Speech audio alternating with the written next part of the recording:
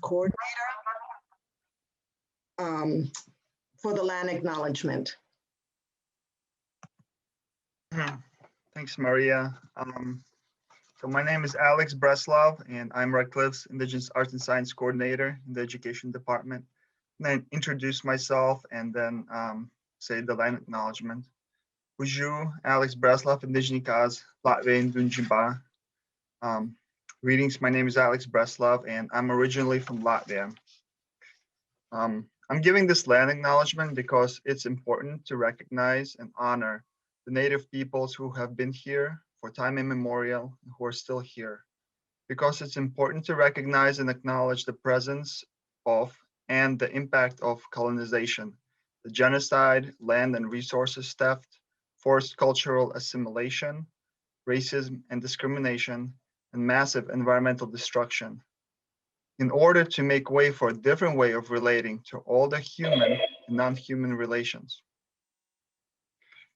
So I'd like to respectfully speak for this group and acknowledge that the land on which we all reside here in what is currently known as Wisconsin is the present day home of the Ojibwe, Ho-Chunk, Menominee, Potawatomi, Mohican, Stockbridge, Munsee, Oneida, and Brothertown nations.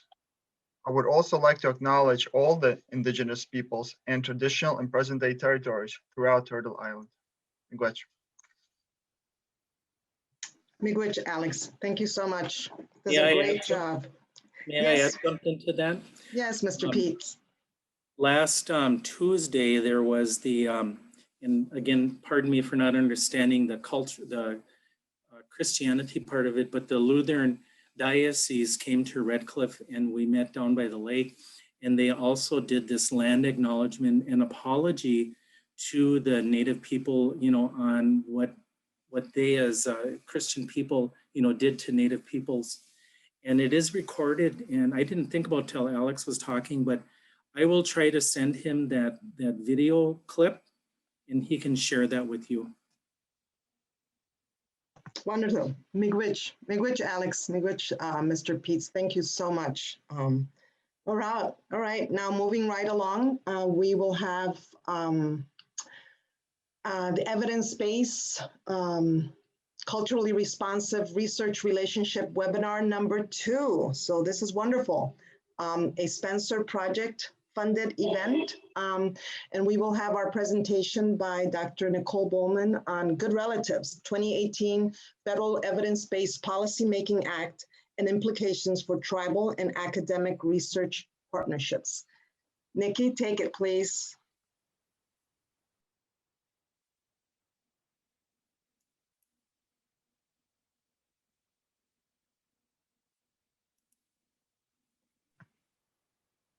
Nikki, you're muted. Kolamausi, can everyone see the screen? Great. Kolamausi ni Dashinzi, Wachiwa ni Ukanewak, Nino and GIE, Shana, Wisconsin, Mohikanewe, Lenape Kwe, Anishik, to our prayer this morning for our land acknowledgement and our land for the Stockbridge Munsee, who is my community in Lenape, was given to us by the Menominee Nation, whose ancestral lands I sit on in Shawano. Good afternoon. Thank you for being here. Really appreciate everyone. If you have things that come up, please let us know in the chat box. We're going to go through things pretty fast, but you'll have this recorded. And we'd like to acknowledge all of our Native and non-Native relatives here. And this was an important picture for me. I do a lot of work on Native, non-Native partnerships at a systems level, trying to promote culture and nation building, sovereignty, evidence making, relationship making in a good way. And I sometimes I get gifted things, and this was a non-Native man who I had never met. And we were in Minnesota and he found a hawk feather and he'd always been carrying it with him in his pocket, and he felt it very important to give to me. And he thanked me for the teachings and I thanked him for the friendship. After spending 4 days together, this was really important, and I hope this picture symbolizes the types of relationships that Native people hope to have with non-Natives as we do through Earth Partnership, Art Spencer support, the many programs that support Earth Partnership, which we'll hear about today. Shout out to our NSF support that is here as well, and Wisconsin Center for Ed Research. There are real ways that this work is being done that are evidence-based and being good relatives. And so I'm going to take us through a few slides here. Wampanoag is my traditional name. My English name is Nicole Bowman, just Nikki, blue collar scholar, and I am the PI for the tribal part of the Spencer Research Project, and I'm an associate scientist within Wisconsin Center for Ed Research.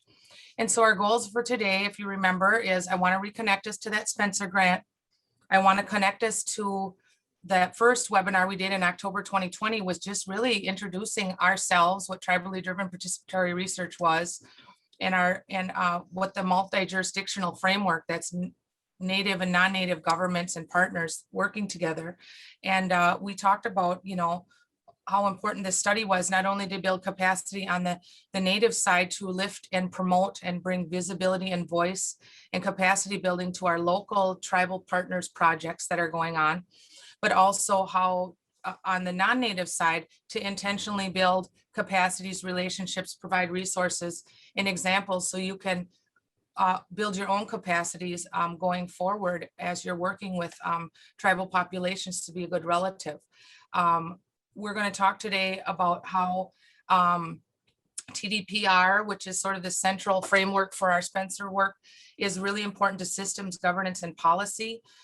Evidence making, we're going to hear about the latest evidence-based initiative, which is the 2018 Evidence-Based Policymaking Act.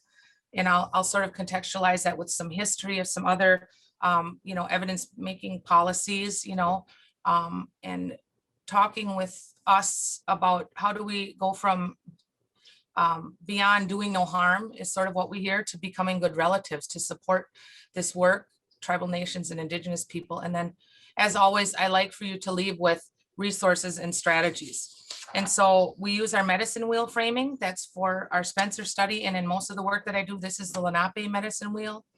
And you can assume the traditional words or framings in here. I have had permission and it vetted by the elders that I work with in North America.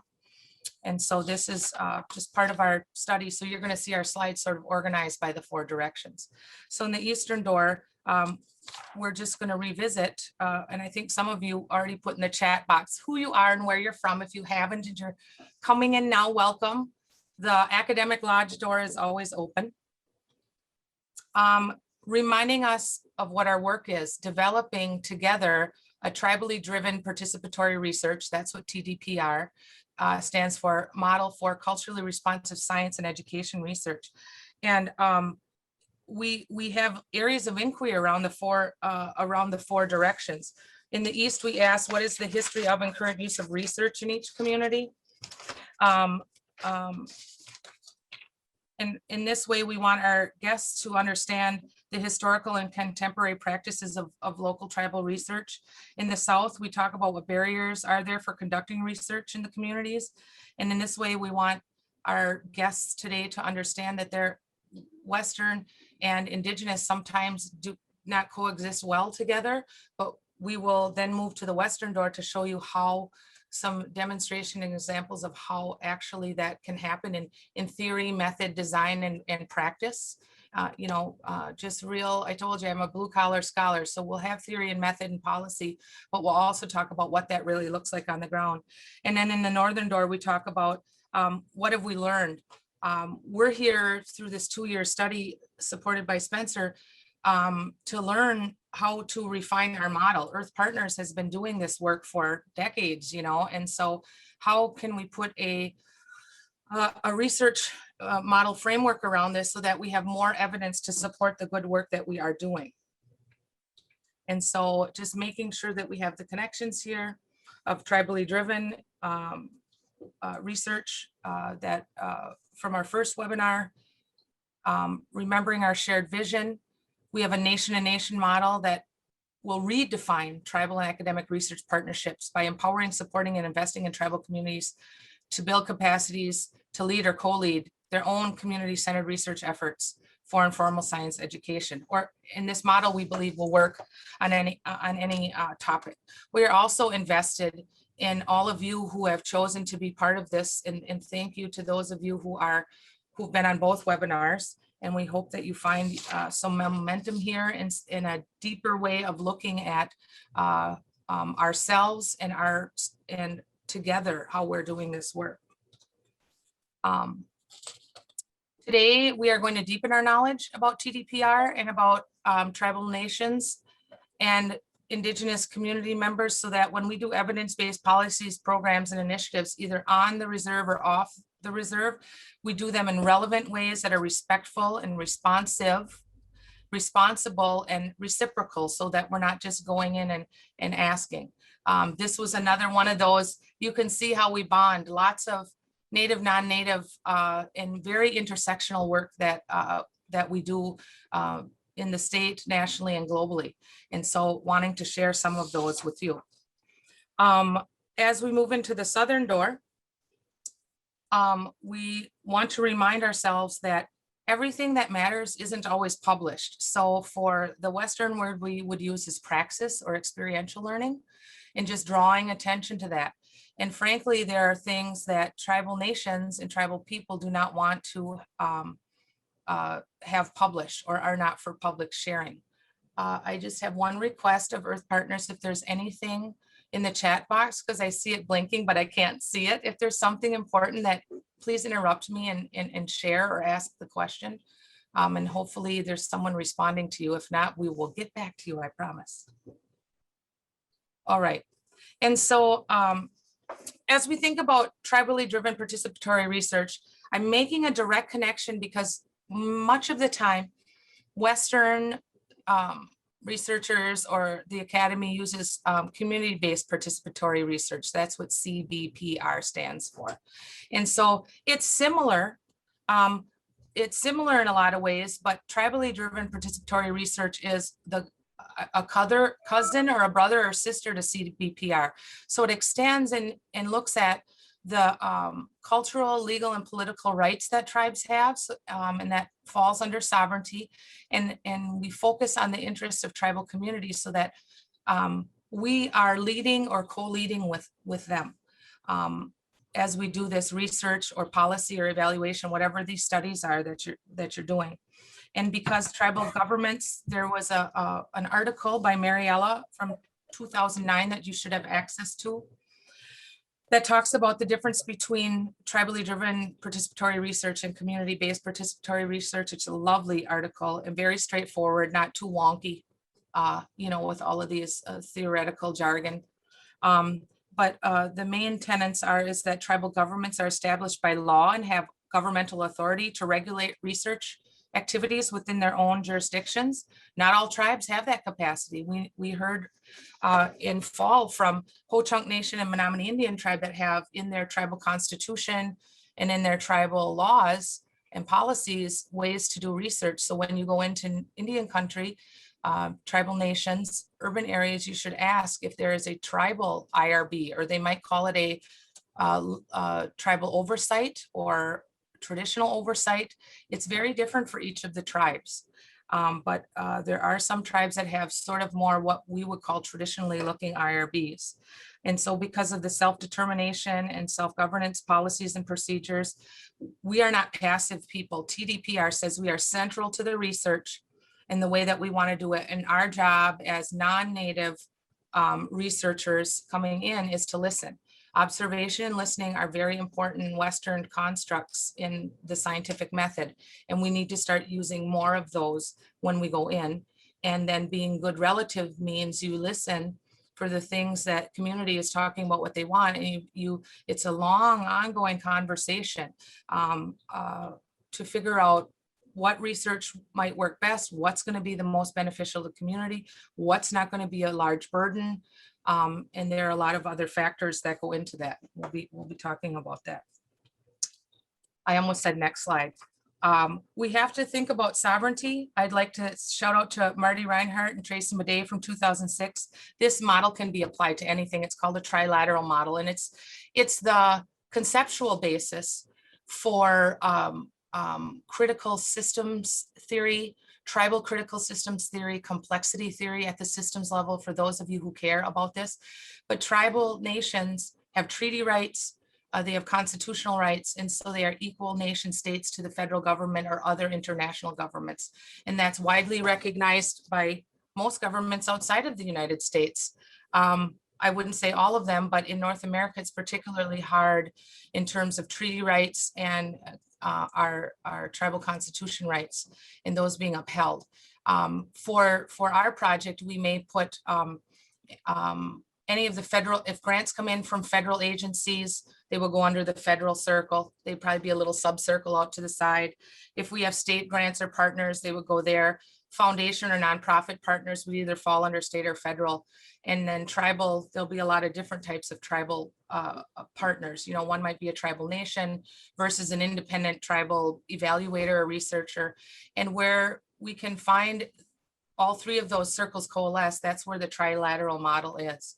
And so a lot of times I use this for planning when I'm listening and taking notes and have to hear like, Nikki, can you evaluate this $5 million project? I'm like, tell me all the partners involved. And so this sort of gives me a way to process information. It can be used in a lot of great ways. So tribal critical theory was, for us, Brian Brayboy is most cited in education. And I just took his tenets and moved it to tribal critical systems theory. And so just understanding, where does the power come from? Land acknowledgement, whose land are you on? You know, how did that land get, you know, into your possession? We talk about frameworks like the United Nations Declaration of the Rights of Indigenous People. There's 46 articles in there as sort of a unifying global framework if you're working on those types of projects.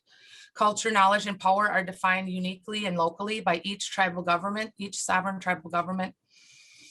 And we have to remember that when government and education policies are made, they have a lot of influence, right, in public context, it seems like, but I don't think we ever talk about like the impacts of state and federal policy on tribal contexts, and that tribal people aren't at the table being able to give input, like around the Office of Budget Management, OMB table, or what counts as evidence. And so we have to remember that. And beyond the legal political, we have to remember that each tribe, each family, each clan has different traditional, cultural, language, and community-based ways of living. Sorry, I don't know why that popped on my screen. So taking the trilateral model, this is just my systems model. And you see the round circle, I put Native nations and governments first. And inside of that, when I walk into Native communities, I listen and look for traditional knowledge, cultural protocols, and other sacred responsibilities. And you saw our Elder Pete taking care of those things today, Anishik, Chimagwich again for that. We talk about treaty rights, oral history, and other traditional agreements. In the West, there's tribal constitutions, ordinances, and policies. And in the North, there's family, community, and social practices these are all things that I consider to sort of get a good framework around the work that we're doing. When I go into community, sorry, I'm just checking the time here. This framework I really love, and it should be shared with you. It's Nan Wapahania. She's traditional Maori. She does developmental evaluation and lots of developmental work and systems and governance work. She's part of the movement down in New Zealand for giving personhood to rivers and mountains so that they can have rights so that land and natural resources are protected.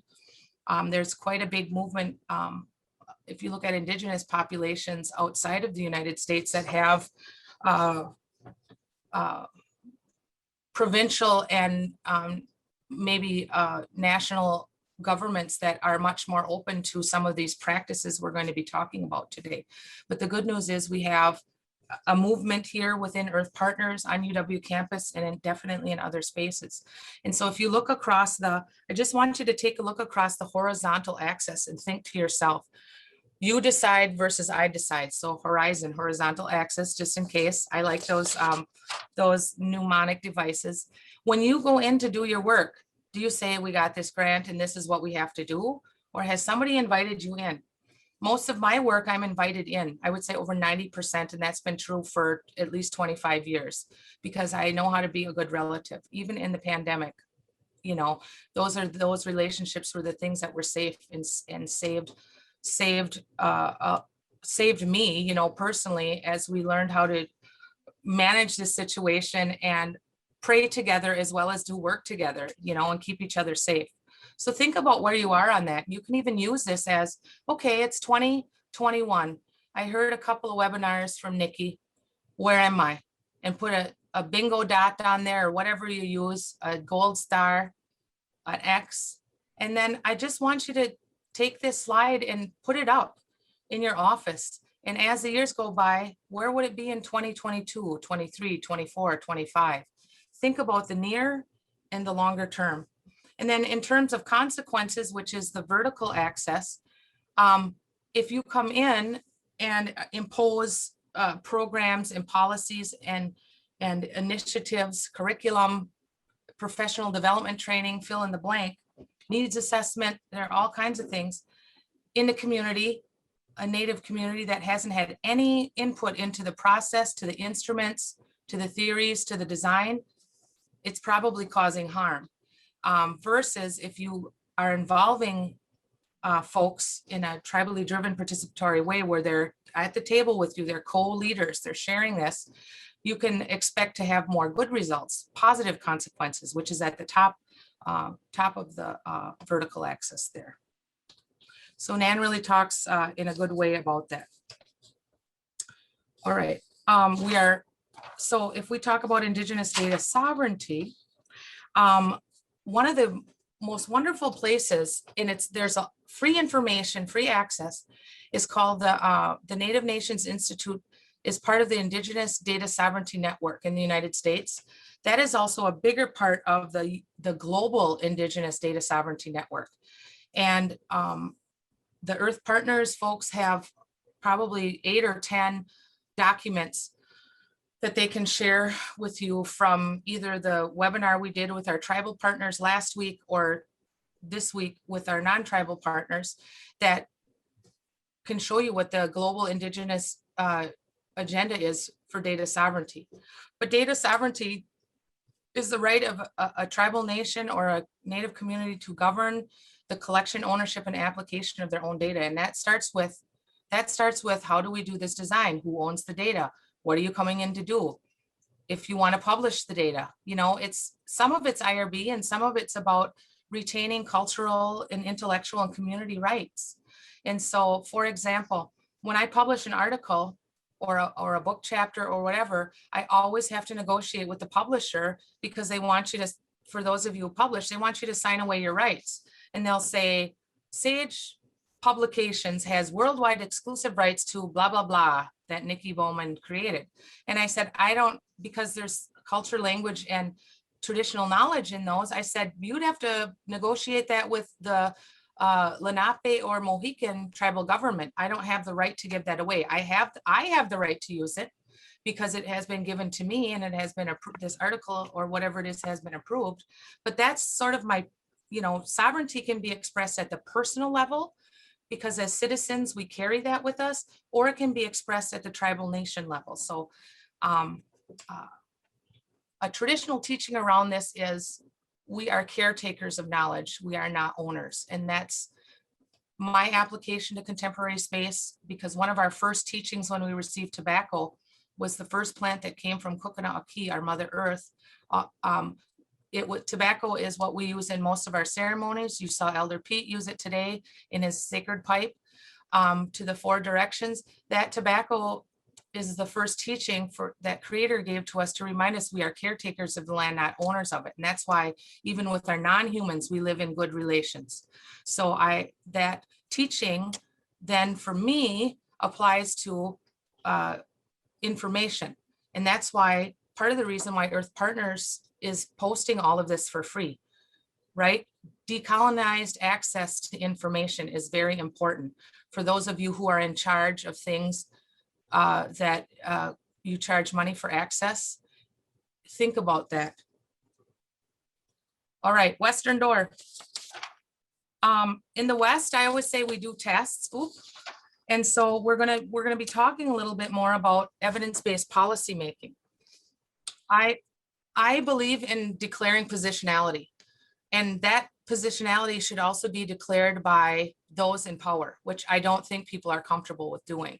And so we're going to have some slides about that, so you can find a comfort level in talking about white fragility, white privilege, or male fragility, male privilege, mansplaining, whatever folks are calling it. This isn't meant to be hurtful. It's meant to be very transparent and in a caring way to help you get more comfortable with this. Because if you're not uncomfortable about the work you're doing, I don't know if you're doing the right work. And I'm not saying you got to be extremely uncomfortable, but there's a continuum, and we want to help gently move those of you who are on this webinar today just a little bit, and every year just a little bit more, because there's never going to be as many natives as there are non-natives. And so we need good relations with all non-natives so we can have allies in this work. And boy, I've sure found it at WCER and within Earth Partners. So if we talk about policy making and the legacy of it since contact, it's not been great for Native American communities. I'm going to bring you into a contemporary context though, so you don't have to worry. One of the complaints I hear, and I'm not saying anyone on here, is it happened so long ago. And I'm like, yeah, it did, and it keeps happening. So if you sort of have a wider historical perspective into the contemporary space, you sort of, hopefully you'll feel the impact of that, like, wow, okay. So based on, how policy and evidence has hurt us, kill the Indian, save the man. That was part of the assimilation practice for, removing us from our land and for helping us learn in schools and in places that we weren't accustomed to, and with teachers who taught in ways we aren't accustomed to. And that would be in schools, or me as an adult who takes professional development at professional conferences. And so because of our low representation in academia, and because of we are so overrepresented in all of these health and educational disparities, it hasn't changed much for many, many decades. And one could even argue, if you're in that deep of scholarship, for centuries, And so I know the education statistics in the studies that were done many, many, many decades ago up to the present date, and not much has changed. And so part of our work is being intentional about who we feel safe making partnerships with, who we invest our time in, and hoping that there's a reciprocity in that, good relations. And so I'm going to just share a few slides on evidence-based policymaking. And this is what happens when you don't have Indigenous people at the table at the legislative level. I'm not saying in some side group, I'm saying when they were making policy about child welfare, the impacts of child welfare are still to this day, and they're very systemically embedded. And because the folks who are running the child welfare for counties and states and the federal government who are making policy, or if they're running programs, down to the caseworker level, there's a lot of stuff that's ignorant, but well-meaning people there, or just plain unknown. So, part of today is sort of learning, unlearning, relearning, right, together. I've met this woman, and if you watch documentaries, there is Dawnland is a free documentary that you can get from the Upstander Project on their website, and it talks about the impacts of forced removal of children. The only thing that we have close to a Truth Reconciliation Commission in the United States has happened with Wabanaki and the children in Maine. And so they had a Truth, Healing, and Reconciliation Commission, and they gathered information. They made a documentary about it, and they are working very hard to reverse the harms of child welfare and forced removal of children. I'm sorry, Nikki, someone asked that, could you repeat the name of the documentary? Oh, Dawnland. yeah. Thank you, Yep. Rachel. Dawn Land, and thank you, Upstander, the Upstander Project, and they have free materials there. And Michie and Adam are the folks that are the ed directors and run the documentary, and they'll bring it to a place near you or stream it to a place near you. I don't get paid for that, but they won an Emmy for that work. Another piece of federal legislation, which also gets carried down through the state, evidence-based policymaking around missing, murdered Indigenous women. And so I work on child welfare studies. I work on MMIW advisory groups. And, you know, homicide is the third leading cause of death amongst our women.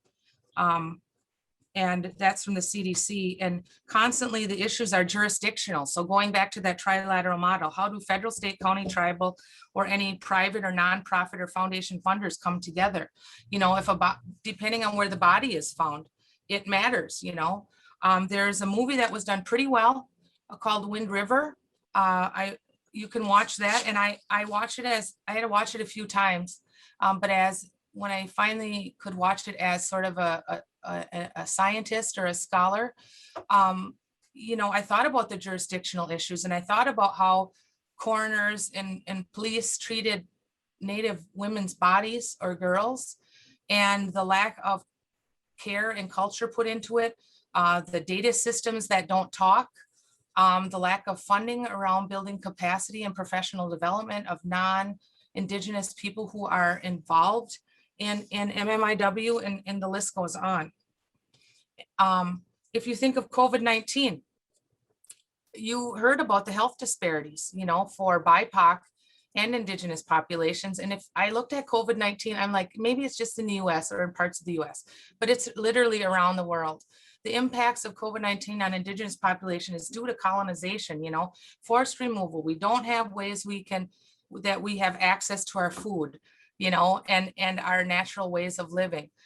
We are intergenerational poverty because of all the land allotments and forest removals, and you could go on and on and on. It was sad to me when we had to see Doctors Without Borders come in and help our Navajo Nation when they were on, you know, the Today Show or Good Morning America as the highest per capita rates, right? And we were working with tribal communities who were burying, you know, 15, 20 people a day. And most of our communities are small, real small.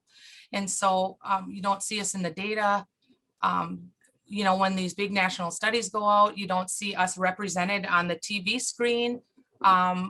We're seeing a little more of us under this administration working on some of these issues. There were data breaches, and nobody seemed to have an ethical problem with it until the tribes sort of banded together. We had to band together to get access to our CARES money.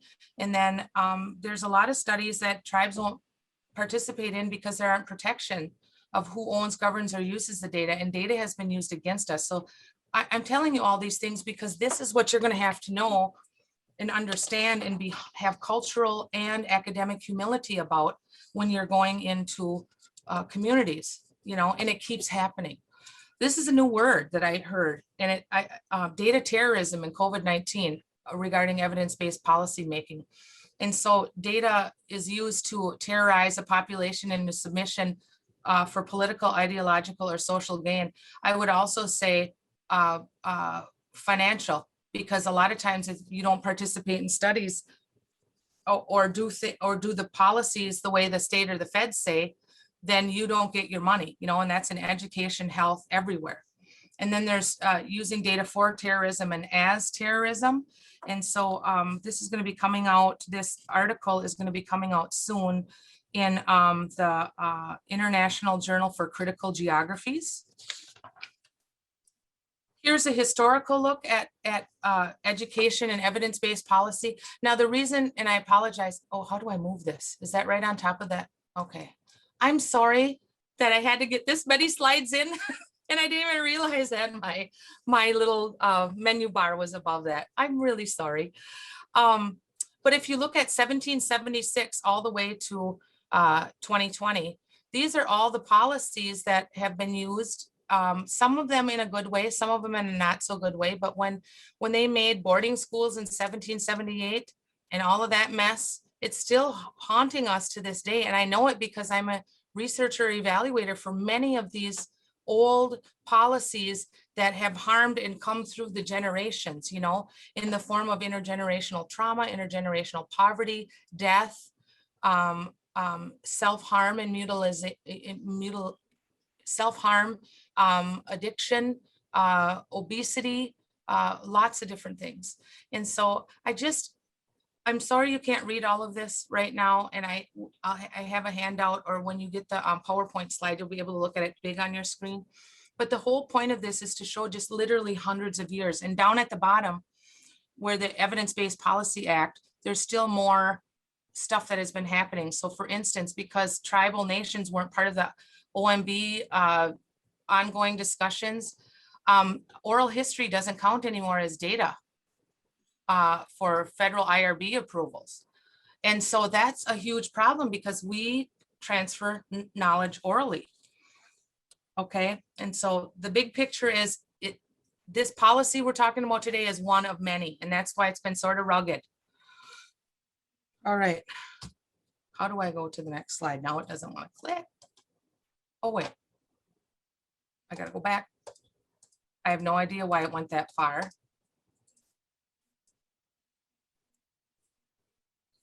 We missed a slide. Technical. Okay, start from current slide. Okay, so just going back, this is one of our slides in our original I think it was October webinar that we had. We have to remember, as scientists, we can't be colonists in our scientific endeavors. You can't come in and take stuff out, just like you shouldn't come in and take stuff from Mother Earth in the land. Don't believe you have limited right and access. Tribes can say no. Tribes have a right, a human, a political right, and a legal right to define the way they want to do their research studies. And you have to be open to that. And remember that knowledge, there's lots of knowledge in the community. You may not always have access to it, but just because it's published or just because it's from an experimental study doesn't mean it works for our community. And so as we move into the Evidence-Based Policy Act of 2018, Paul Ryan from Wisconsin introduced it. And this is basically how the federal government is going to handle data and evidence. And there are, it's how the federal government is going to systemically and uniformly try to have sort of one model for evidence building. And it goes all the way to the states, which we'll be talking about in a second. There's going to be more access to open data. They're going to talk about confidential information protections, and statistics matter. So the bend towards experimental designs is, you know, for Indigenous communities is rough, it's flawed. And so this act emphasizes a collaboration coordination to advance data and evidence building by the federal government. And so this is what counts as data. Program evaluation counts, performance measurement counts. So the systemic tracking of information to relevant policies, program strategies, foundational fact finding to use research and analysis to sort of aggregate indicators, information, similar exploratory studies, descriptive statistics or basic research, and then policy analysis. And that could be, you know, policy research, fidelity of policy implementation, policy impacts. And so right now we have a timeline. There's 4 phases, and we're actually in phase 1. And in phase 1, so the evidence-based committee at the federal level has been meeting for almost 2 years. You can go on their website and look at, you can attend the meetings, you can comment on things, you can listen in. And they have the minutes and agendas out there, but all the states have to put together a learning agenda and a plan for how they're going to do work. They have to hire a chief data scientist, an evaluation officer, and a chief data officer. And so I should say a statistical officer, eval officer, and a chief data officer. And then each of those 3 positions at the state level will have their own advisory committees, and then they're going to come up with learning agendas and eval plan. And the way that Wisconsin might do evidence may be a little bit different than, you know, Arizona or California. And so this is the group that sort of put together the federal evidence making kind of guidelines that the states are dealing with now. And this is our Federal Advisory Committee on Data for Evidence Building. And that word, if you want to take a screenshot, those are the words you type in so you can find their homepage. But if you look at this, there is not much intersectionality and not much diversity. That's a problem, because if you have the same people building it the same way, you're going to go back to that map, the roadmap, and see that not much is going to change over the decades or centuries. And so I say there's not any Native scholars on there or tribal nations that are represented. And it's not only our treaty and constitutional right, it is, if we're really working on equity in policy and systems and programming for building an evidence base, then this representation has to be there. You know, there has to be Latino, LGBTQ, it matters.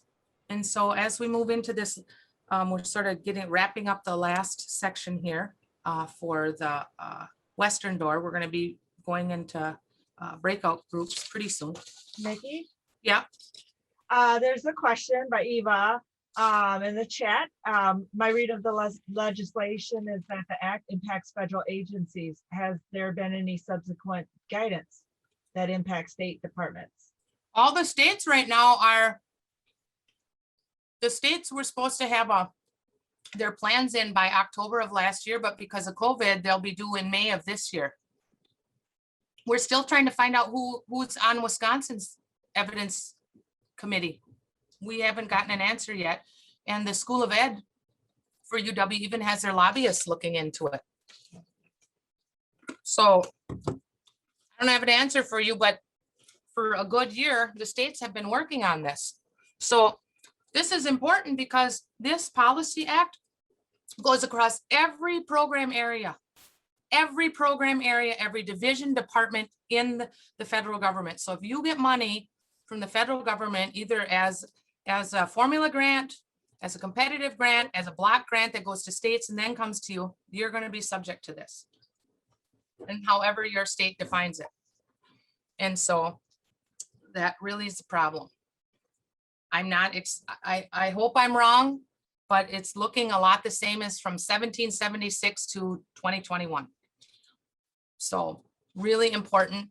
And if any of you are in the room working on this, please ask these questions. Where is the intersectionality?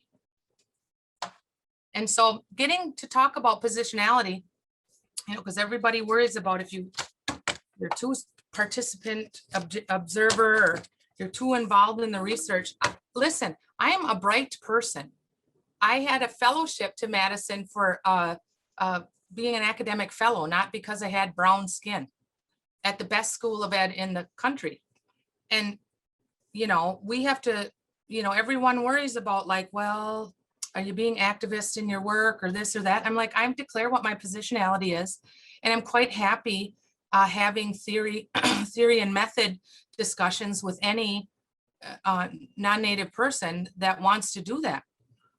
Because whiteness and white privilege should not be centered because it's not working. And to be real basic with my blue collar scholar, if what they were doing was working, we would have different outcomes and everybody on this webinar would not be working on the same issues. So if you're working on social determinants of health, how many decades or centuries can you go back and look at indigenous data? It's basically the same or getting worse. Same with education. Same with our representation in STEM or what, fill in the blank. So we have to build it. I'm real simple, build it differently. You have it's a plausible theory that you might get different results. Think about it as a logic model. So we have to put different things in, the inputs and the activities and the resources on the front end so that the outputs, outcomes and impacts are different. And if we start now, then maybe the generations under me or like kids like my nieces and nephews who are 16, 8 and 4, I don't even know what they call that new generation. I lost it after millennial, but you know, maybe they'll have it different. You know, that's the work. And you think about 7 generations out, that's how indigenous people think.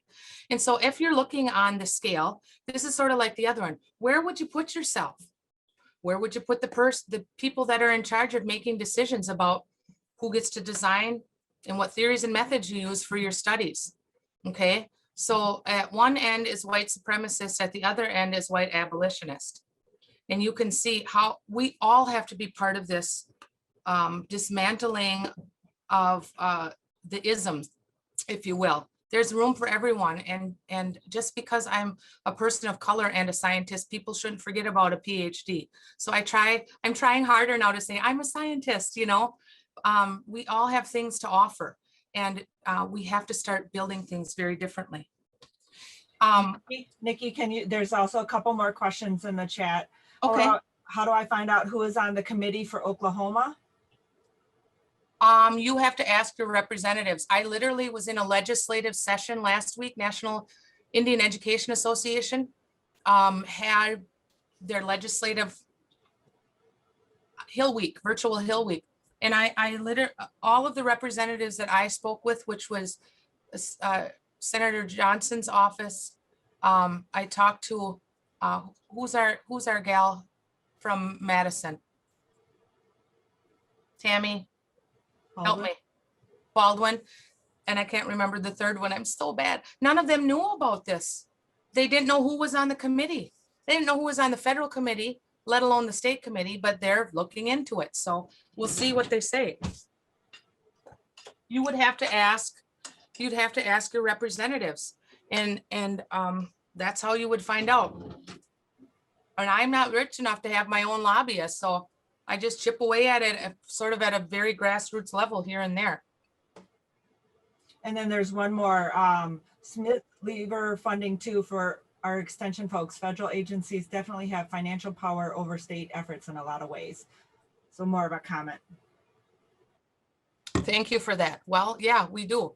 And I absolutely, and we have lots of friends in the federal government, just pockets, you know what I'm saying? It's the reason why a lot of our work gets funded, because they understand we have to do things in a different way. These are characteristics of white supremacy culture, but honestly, you could take out white supremacy and put academia. Do we not see these things in our work, in our professional workplaces? So how do we get beyond perfectionism or either or thinking? Or, I mean, fear of open conflict to me is, let's have honest discussions and be caring towards one another and really have some concrete strategies. So our frontal lobes aren't bulging, but our feet aren't moving. You know, there's a lot of people who are bureaucrats who are real good at talking around things. And, you know, 20 years later, you know, I've been at Madison as a student and now as an employee. So I got a good 20 years in. You know, I'm just like, this is the same stuff I heard when I first started my PhD program, you know? So just think about these. And even if you don't say something, you know how to code data. So in my head, I'm going, that's that, that's that. How do you change one thing? You don't have to change everything. Just be like the turtle, work on one thing, you know, and then when you make some progress, then pick something else to work on. Part of the evidence-based policy making act is engaging stakeholders in the learning agenda process. Well, to me, if at the federal level we're not represented, at the state level we're not represented, or we can't even find what's there, I don't hold out a lot of hope and see what happens by the time, to me, that it gets to this point. We're just sharing information.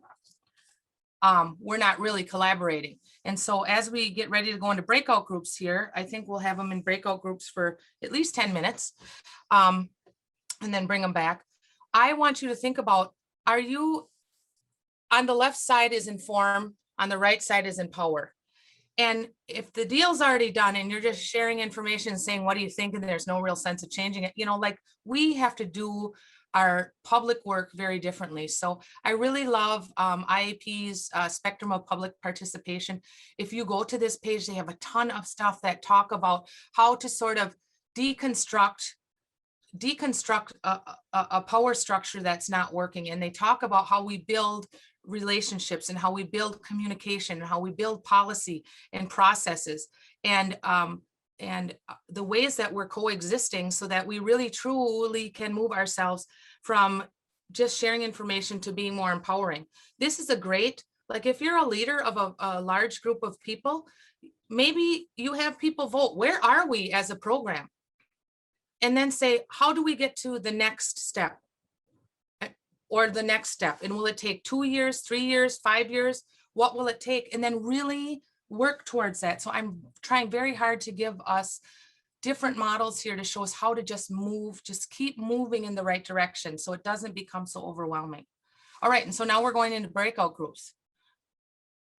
Anybody want to share a couple?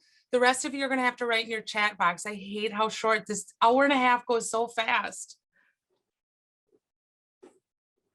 And Earth Partners, you're going to have to pick someone or unmute someone or however it goes, because I can't see what's going on.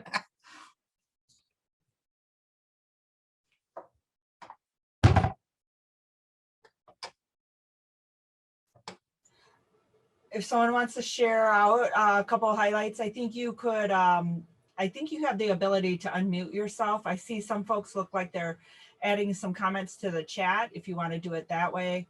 But feel free to turn on your mic, especially if while we have Nikki here, if you want something addressed.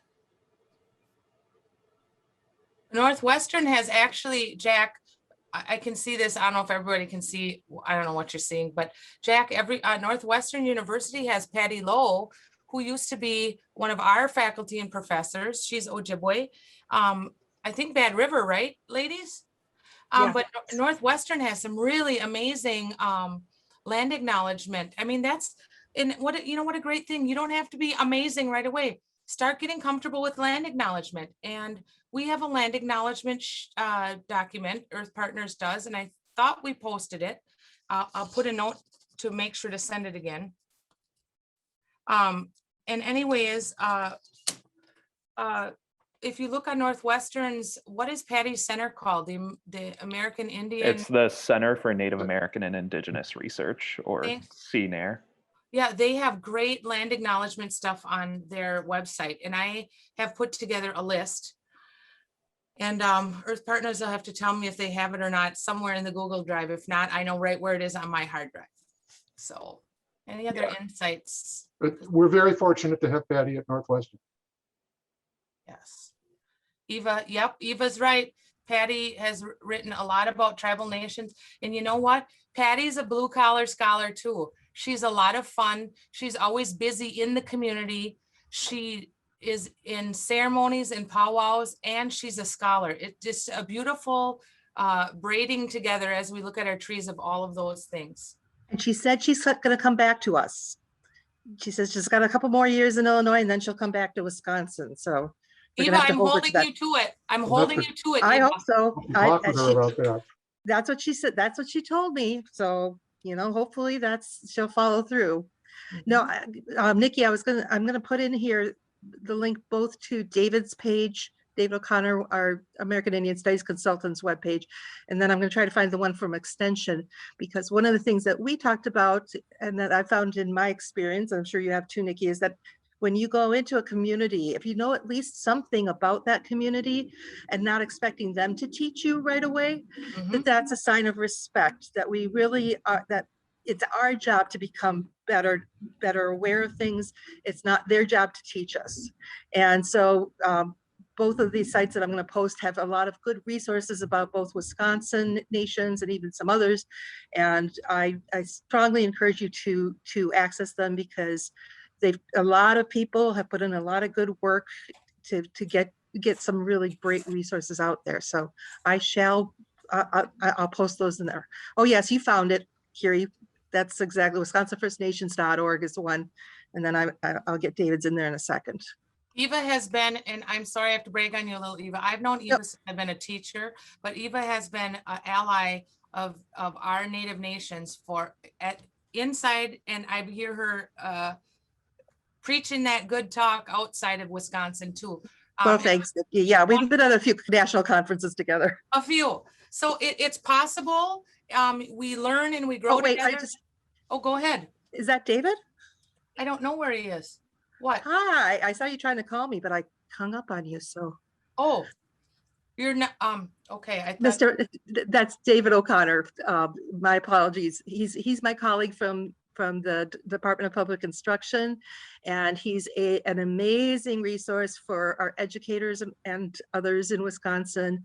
And, haven't known him as long as I've known Nikki, because he's much younger, but he's definitely an excellent resource. So Ashley, yes, it is challenging that you're required to publish. But one of the things, this is what I talk about getting upriver. We have to talk about why that is. If you do anything with AmeriCorps programs and their level of evidence, and the things that you have to meet, it's ridiculous. Like tribes don't have full research teams like UW-Madison does. And so that's why the work of Earth Partnerships becomes super important as we learn together, grow together. I said, we need 2 more years or 3 or 5 more years, because I hope there's another webinar after this that our tribal partners, and it's not my place to have them do that, but our tribal partners have grown and learned so much in their own capacity. And publication may or may not be something that they do, and we will support them in that. We will not be the first authors, but all of these things we have to, just like these trees, we have to hold hands. They hold hands underground, deep roots, and we touch and hold above. We can be our own little tree, right? But we want to be part of an ecology of good relatives. And so this is Jessica Paulus, bless her, Oneida Nation, Longhouse, traditional woman and digital artist. And so I'm going to move, I apologize, to the next slide if I missed anything.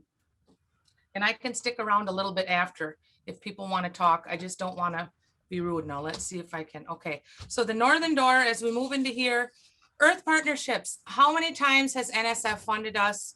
Thank you. I haven't been with Earth Partners as long as Cheryl and some of the rest of the crew has, but between NSF, USDA, Spencer, Mellon, National Oceanic Atmospheres Administration, UW Grand Challenges Grant, we continue. These are some of the projects and have been funded for many, many decades. And I would encourage you to go to Earth Partnerships page because we have lots of work that they've done. I hope they can win some state or national award, because if all of our programs or schools of fill in the blank would do, or our Beltway Bandits or fill in the blank would do their work like Earth Partnerships, we would have healing, we would have regenerative and reciprocal relationships. It's so beautiful what they do. And we're a very multi-ethnic, multi-generational, very intersectional group of folks that work together.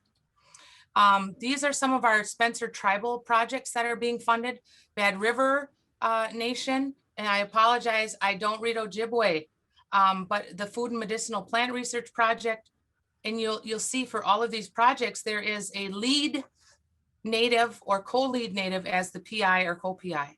Ho-Chunk Nation, identity in Ho-Chunk language and culture, and then Red Cliff, they're using native storytelling in the classroom and understanding how that traditional way of learning and teaching is helping our students be successful in a lot of areas. And there's so much of this project that is social emotional learning besides theory, method, and structure.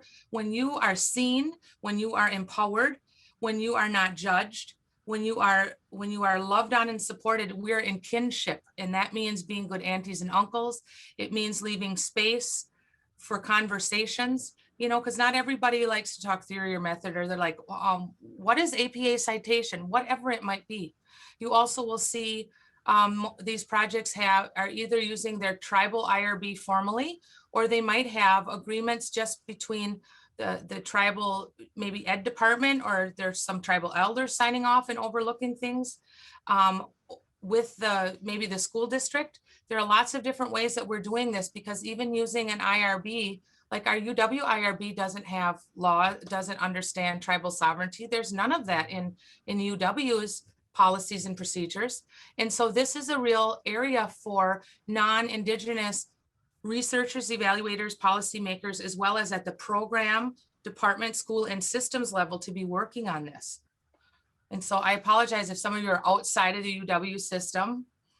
I want to sort of end with ethnocentrism and ethno-relativism. These are things that you can sort of look at yourself, and we have a beautiful handout that was given to you. And where are you on this scale? This continuum extends from ethnocentrism for the experience of your own culture as the center of your world, right? One might call that also white privilege, white white fragility, whatever. We're trying to have different words and different scales here so people can feel a sense of comfort and community as we do this work together. And then the other end is ethno-relative is so your experience in other cultures within a context.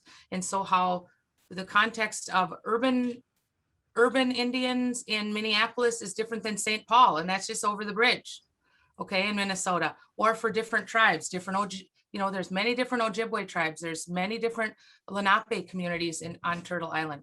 So just think about where you are at this. And I love this handout because it's not just, it talks about each of these different stages, but then underneath it talks about how you see yourself. What do you hear speaking? How do you act? It's very concrete, very action oriented, but there is theory behind it, And then I always say we need a 12-step program.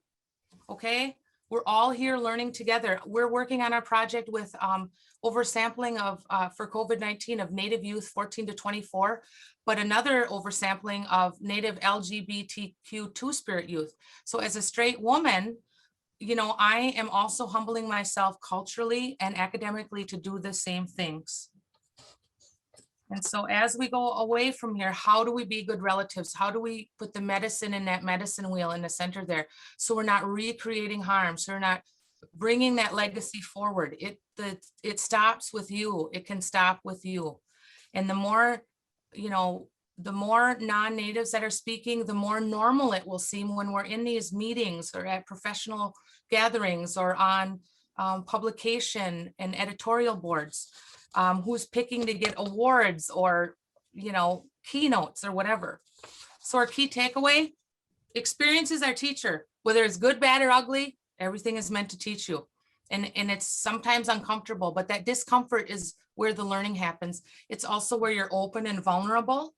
And that's what we want, because that's how you build good relations. And I think, honestly, we're more alike than we are different. We just sort of got to get out of our own head talking around things and just be humans together. Listening is a wonderful tool in observing. Knowing the history and the impacts of colonization, so past to present, knowing things about the community you're going in first, just like Eva said, she's clairvoyant. She knew that second sentence. Partnerships should be about being good relatives. Even with our Spencer project, we're always checking in with each other because some points in our work are harder than others, and so, but we're there in a good way as good relatives holding each other. Remember, we have cultural rights and protocols as well as political and legal rights. How as a non-native, can you use your power and privilege to be good medicine? How do you address systemic program or other, resource, other inequities? How do you say, how come tribes aren't here? Or how come we don't have BIPOC, LGBTQ, Native, whichever scholars? How do you get upriver? So that if you're doing a study about, postpartum, depression, or if you're doing a study about great STEM projects, how do we have different kinds of projects that count as data and not have to have something published ahead of time or an evidence-based already established? Or do you have a STEM evidence-based? Maybe you could do a literature review and just search for Native projects or fill in the blank of a different underrepresented group. So when you're writing your proposal, that's there. Or if you're somebody who's funding it, fund people to, create these things so you have them as resource handouts, because the literature exists. You saw that today. And it's your voice and your choice. By us, for us can really happen, but we have to commit it to it a little bit at a time, like the turtle, and then just keep working. And I hope some of what I've given you on these scales will be helpful. And I think with that, I don't know what time it is. Am I okay? All right, 3 minutes, sorry. And I'll stay on after. Hi all, thanks for joining us today. I know some of you have to hop off. I did post our evaluation in the chat. If you're able to take it now, it should take you about 5 minutes. If you don't have the time now, I will be sending it out in the email with the recording link and any other resources that Nikki would like for us to share. I'm going to turn it over to our director from Earth Partnership to close us out. So thanks again. Well, thank you so much. Thank you for joining our webinar today. Nikki, I really appreciate hearing your good words. As a non-native person, it's so important to learn how to work toward more respectful and reciprocal partnerships with Native nations and communities. And we are moving forward differently. And I look forward to seeing you all at our next webinar, perhaps in early fall. And so have a wonderful rest of your day, and thank you. And please stay on if you have some specific questions you'd like to ask Nikki.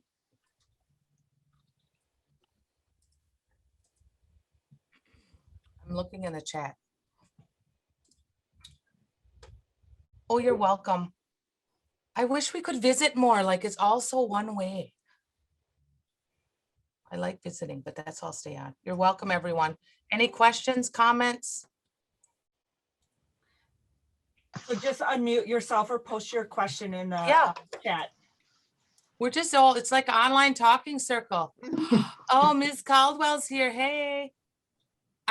I'm 49, I'll be 50 in April, and I just got a hot flash because I'm all done. I'm excited. Thank you, everyone.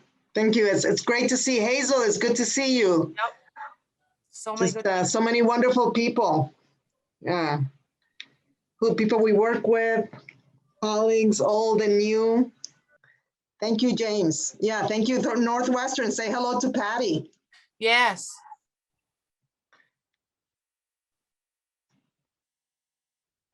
Well, no one's unmuting. You don't want to visit? Nikki, I thought you were putting that fan on you like that so that you would get your model look. No, I'm shiny, I'm sweating, and I literally put powder on right before I got here. So Nikki, there is a question for you on the chat. Is there a way to find some of your research? It's all been so helpful. I have most of it posted on, some of it I've shared with Earth Partners. There's some of it on, I don't know if the lead website is still there. I have a culturally responsive Indigenous, culturally responsive Indigenous and culturally responsive and equitable evaluation by, bibliography that I could share. But if all you got to do is type in Nikki Bowman and like Nicole Bowman and Indigenous, and something should come up. Hopefully it's not bad, like I've never Googled myself. But then if you find an article you don't have access to, just email me. And I'll make sure you get it. NRBO. What, Nikki, what is your email address? This is Taloa. Oh, Okay, I just typed it in. Taloa, you also had a question about what would the name of the committee be called, and we didn't get to that one. So do you want to ask that one again? Yeah. I'm not sure what I know at the federal level what it's called, but I have no idea at the state. Like I'm literally, it's like, where's Waldo? That's how I feel too. Federal Advisory Committee for Evidence Building is at the federal level. Okay. Federal Advisory Committee for Evidence Building. Federal Advisory Committee for Evidence Building. I don't know what it is at the state, but I know Dean Hess, our School of Education Dean, is trying to find that out. Okay. And, I promise if we find anything to be continued, but this is, it's going to be, I don't know what's coming down the pipe. I just know I don't see any of us there. Or I don't see Dr.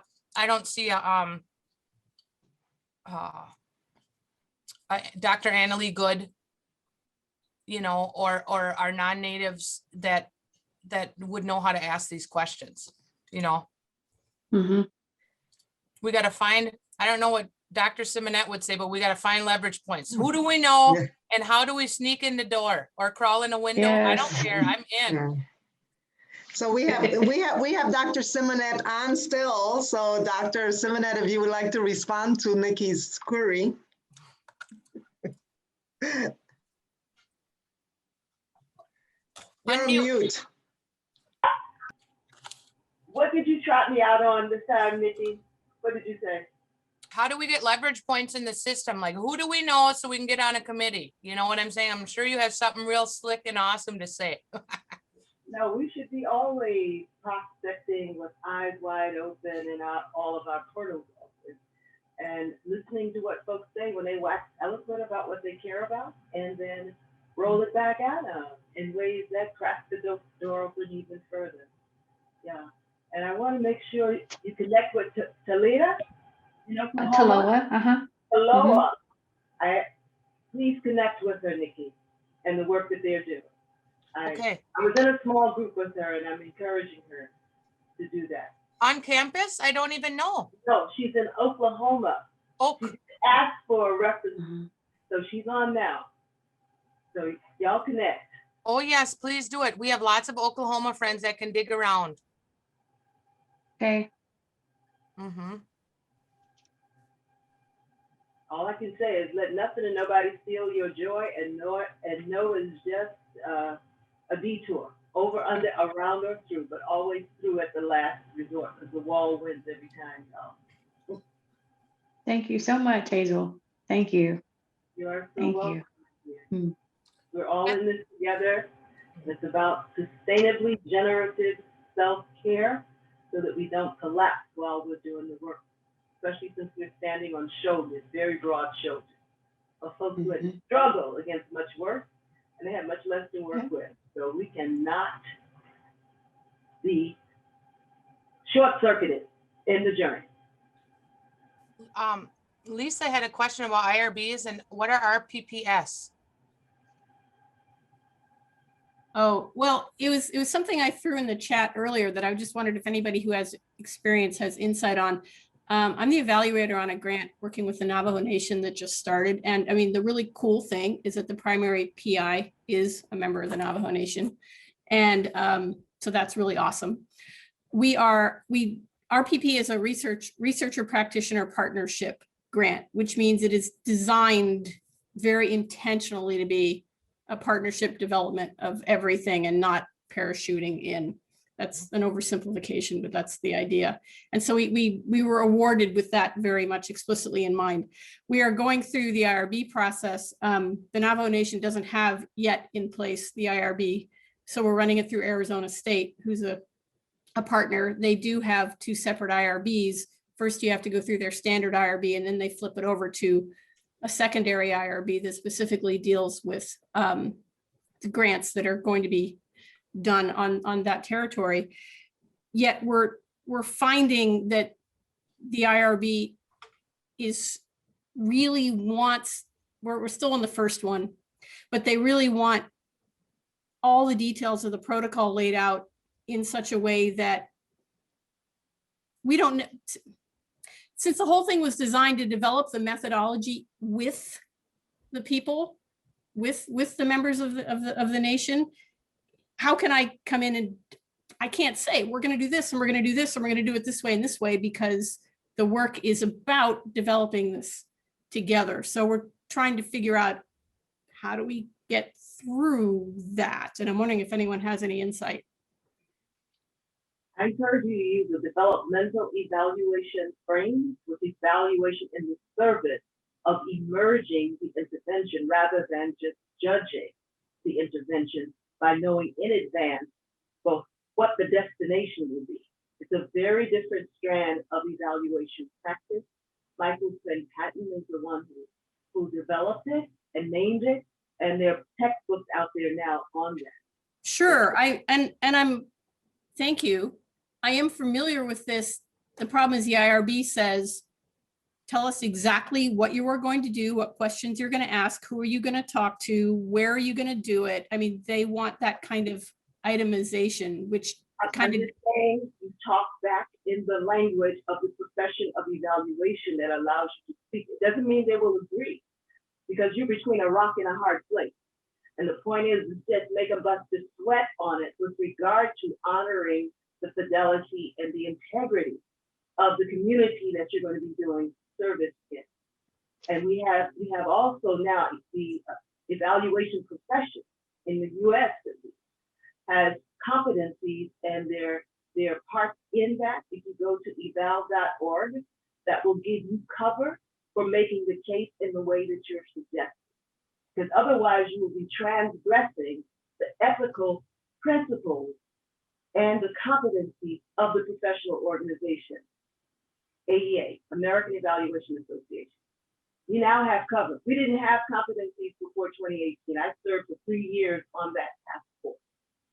But the guiding principles have been there for over 20 years. And those are core values for professional evaluation.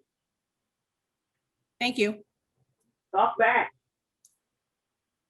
I will. Thank you. And I'm curious too, because Navajo Nation has one of the strictest IRBs that I know. So I'm not sure why you're not using Navajo Nation's IRB. We were told, well, this is what our PI says. Our PI says that they have an IRB that can cover working with students, but they don't research with students, but they don't have IRB that will cover working with teachers and faculty. So the aspects so that's the problem. They said they have the first in place, but they don't have the second. So that's why we're going indirectly through Arizona State. Who's at Arizona State is what I'm thinking of right now. So one of our co-PIs, is at Arizona State, and so apparently they have an IRB that is very strict at Arizona State that deals with those grants that are going to be in the Navajo Nation. So that maybe that's what you're thinking about. We just haven't gotten there yet because we haven't passed the first barrier, which is we have to get through their normal IRB and then they send it over to secondary IRB. Huh. I don't know. Sorry. Go ahead. I was just saying, I have had experiences here in Madison where it is possible sometimes to educate the IRB folks if they're not aware of, like they're really into preserving confidentiality, but sometimes the people you're working with don't want to be confidential. It's their knowledge and they want to be acknowledged that it is their knowledge you're talking about. So once you say that to the IRB people and say they don't want to be confidential, then they'll say, well, okay, you could put into your form that they could say whether or not they want to be acknowledged or they want to be confidential or something. So I have found that sometimes, you can talk back to them, as Dr. Simonet was saying. Depends on your group, but. Yeah, no, I'm also coming from a position of, I would say, severe ignorance here, because a lot of the people on this grant have a lot of experience working with the Navajo Nation and working. Arizona State has partnered a lot on grants. So I probably know the least on all of it, and with that. This is something I'm finding as I'm coming in and they're saying, we want more information about the evaluation, which is, my wheelhouse. We want more information about it. And so I have to provide the text, which they will then try and shove through the IRB. And this is what I keep coming up against, trying to, but I love the information I just got a minute ago. Go to eval.org and check out the specs. And see how you can frame that to just widen the space you have to work with. Yeah, I'm definitely going to look at that because I like that. I like that idea. Thank you, really. And let me just say, when the gold standard came down the pike from the federal government, AA took a stand that transgressed that. So it stands with the fidelity and integrity of the profession and does not necessarily kowtow to what's going on above. And it created some turbulence within the organization, but as an organization deliberating within the membership, that was the decision that was made. And it is a public statement. It too is on eval.org, a public statement. Okay. Great. These are some great ideas. I really appreciate you guys' wisdom on this. Thank you. And who's ever Native faculty at, did you say Arizona State University? That's where you're at? No, well, the lead is actually Navajo Technical University. But I'm saying your IRB is going through Arizona State University? Yes. Well, they have, I would talk to their Native faculty, or or staff or managers in the Native Nations Institute, like Arizona State University, that's where Brian Brayboy is, you know, like how do the Native faculty get around the IRB? Ah, great idea. I mean, that's what, or, you know, that's the old trick that you have to do. Like, I don't have any, I won't say who navigated me through UW because they might take my PhD back, but like I had the same problems, you know, and you can sit and go, you're on stolen land. You don't know anything about the stuff we're working on, but shut your mouth because you're a graduate student and get this done. And so how long are elders going to take? However long they take, you know, but this is part of the why we have this webinar, because we have a lot of work to do as a Research One university. You know, there's just no way around it. And UW is not unique, you know, it's that way, you know, like for AEA, Hazel and I have been working on this a while. Hazel much longer than I am. Who do you think I learned from? Okay. And so when AEA talks about things like governance and treaty rights, we don't have that even in our principles. You know what I'm saying? That nation to nation, that unique status, but maybe that'll come sometime in my lifetime. But this is a place we can start that has cover where we can make our arguments about it. You know, Canadian Evaluation Society is a little bit different. And they have, even if you want to become a credentialed evaluator up there, you have to have, they have whatever is in their curriculum, you have to take a whole module and pass it on, you know, treaty rights and evaluation and ethics with Indigenous people. That's cool.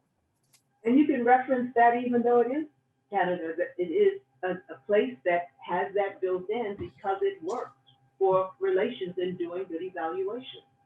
So. And if you got my email, just shoot me an email because I can put you in touch with the people who work on that directly. Oh, excellent. Society. Excellent. Excellent. Thank you. I will. Alex posted a comment that I think is worth reading too. If you want to check the chat.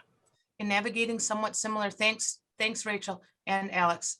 I'm finding it's important to leave lots of time for the work, building education experience, back and forth communication, and the emotional side of it. Yep.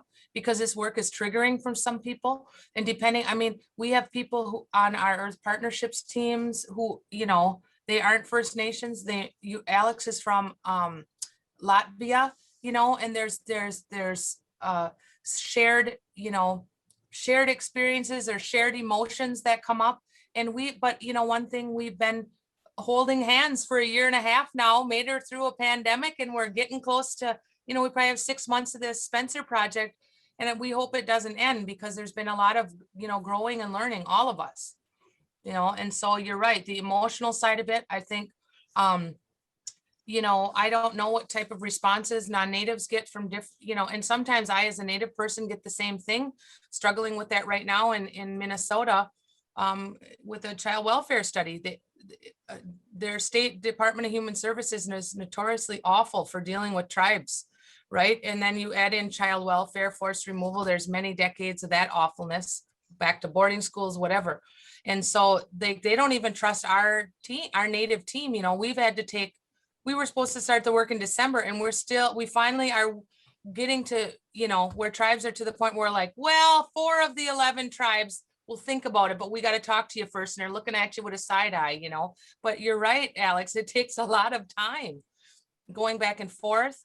Alex has had to, I'm sure I can't wait to hear his journey, and I hope he shares it about how much he's learned and what it takes, because Nikki's not the expert. Alex, you know, is the expert, and you know, the folks working closest, and that's where we're going to get a lot of good lessons and learning from. Anyways, what else do we got? I know it's 2:47, so, but I got a little more time. I have to eat lunch. This is more of a comment than anything, but so I posted that thing in the chat about Northwestern, and I've talked with Patty Lowe and Pam Silas, who is an administrative person at CNAIR as well.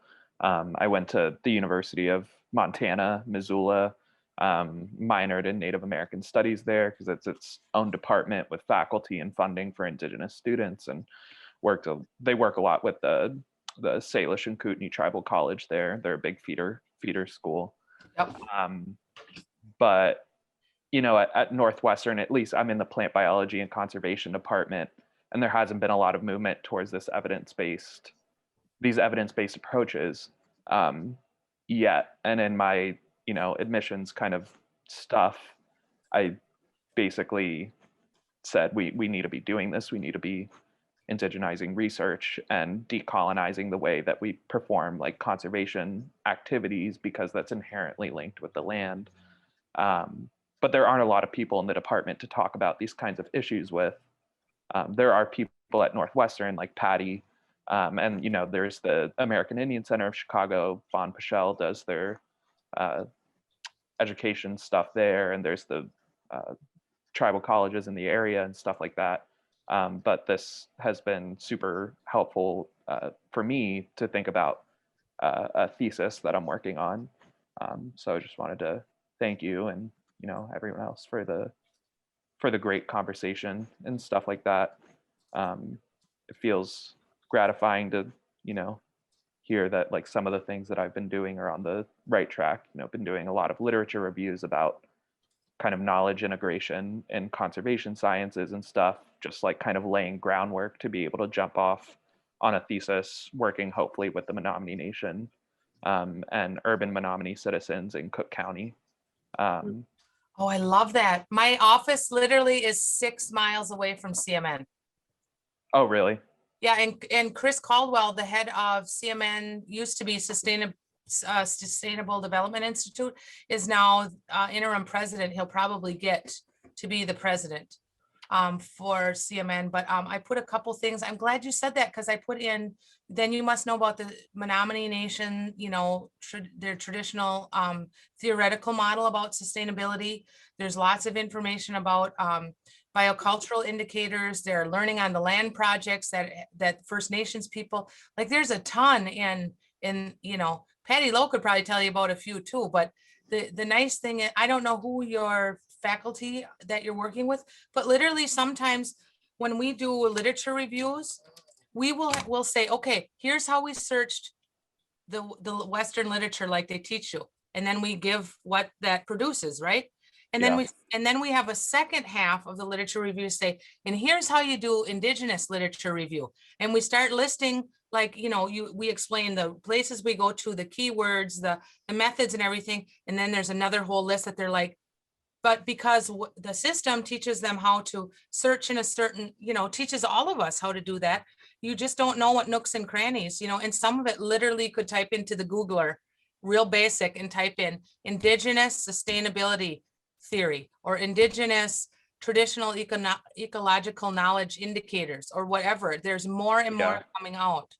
Yeah, my thesis is basically going to be looking at the spatial distribution of culturally important plants in Chicago and whether or not Menominee citizens actually have access to those resources, those cultural resources, with a goal of hopefully petitioning the Forest Preserve District of Cook County in a similar fashion to what is happening in the Southeast with the Cherokee Nation down there, petitioning the federal government to allow traditional collection of cultural resources on federal land, doing the same thing for urban Indigenous folks living in Cook County that might not have access to green space because green space is so, you know, it's not everyone has access to it. That's another project that they're working on in the department, is assessing the disparities in access to green space and stuff like that. But I know that in the policies with the Forest Preserve Districts of Cook County, your Indigenous folks, even, you know, this was ceded by the Potawatomi Nation,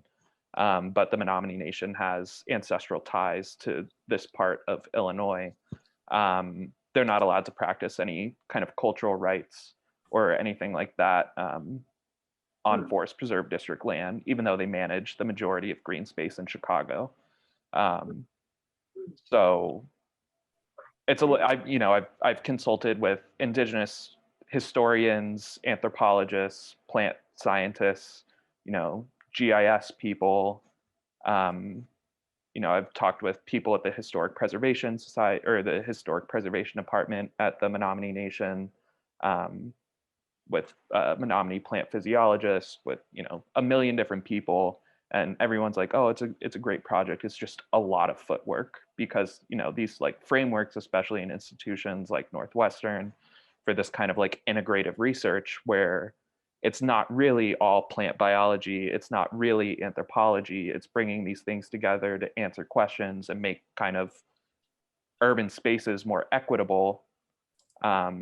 That framework isn't in place. So you're going to have to do a ton of work in order to get there. And, you know, that's what I'm starting to realize. And it will be a gift because you are a boundary spanning crossroads dweller. And initially, there ain't gonna be high-fiving you because you ain't in nobody's box. You are between the boxes and extending your hand. However, down the road a piece, they're gonna all be embracing you. But as you start out, you're a misfit because you're sitting on the fence. You have not decided to join a box, and that is initially interpreted as being deviant and deficient. It's different, but it's deviant and deficient. But down the road a piece, that's where the innovation, creativity shows up. Those who can navigate and negotiate as they crossroads flow. So more power to you. Keep it moving. Thank you. Sometimes I need to hear those affirmations since everything is on Zoom and email now, and you know, you can't just like walk into somebody's office or something and have them look over a proposal or a review or whatever. So thank you for that. You have to learn how to speak into the listening when you're into different boxes. You are the boundary spanner. You have to speak into the listening of the box occupants. They're not yet there so that they even respect that there are other boxes. Yeah.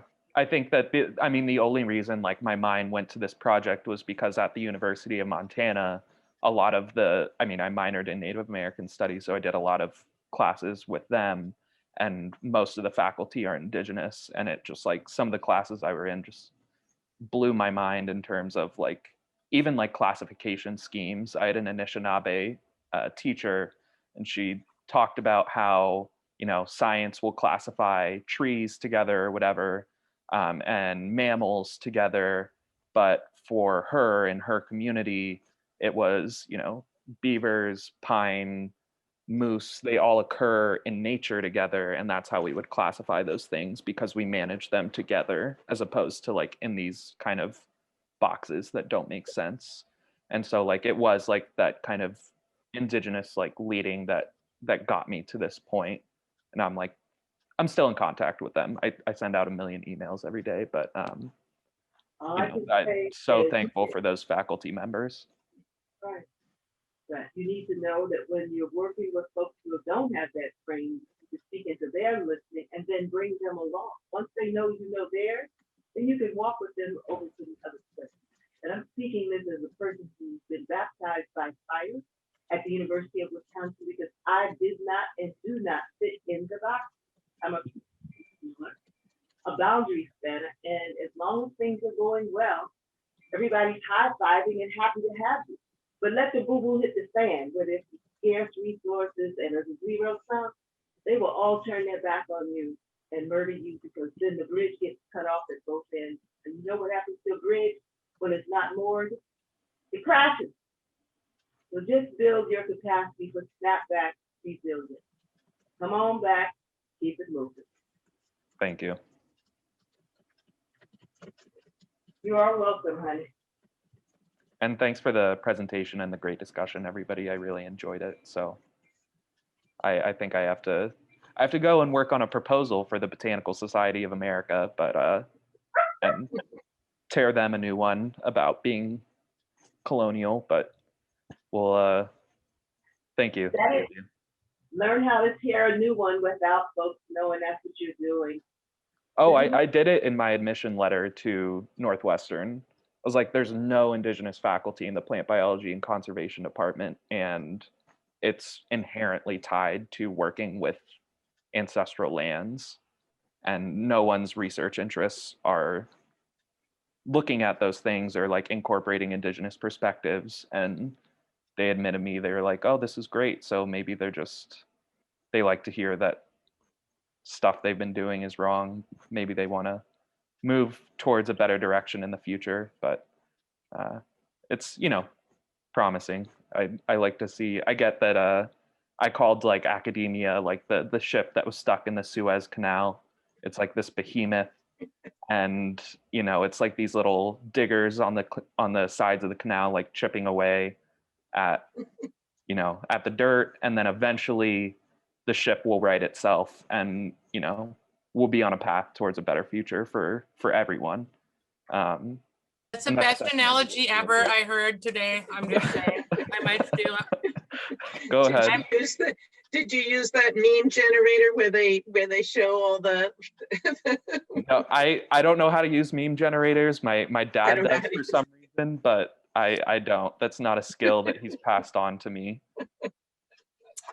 Well, thanks everyone, and we hope to see, Jack, keep us posted, Lisa, Eve, I don't know who else, the rest of us, oh, Michael maybe, but we know the rest of yous. We know we'll see yous, but stick around, and thank you for being part of today. Hopefully the messages got through, and Jack, the good medicine Hazel just gave you is the same. She told me I can't walk around with my Louisville Slugger all the time, so I tried to soften the message today. So hopefully I'm doing a little better, because she's seen me 2 decades now at this. She wants me to last long. She's been doing civil rights 50 or 60 years in whatever space she's in. So good luck. Thank you. Thank you. Bye, everyone.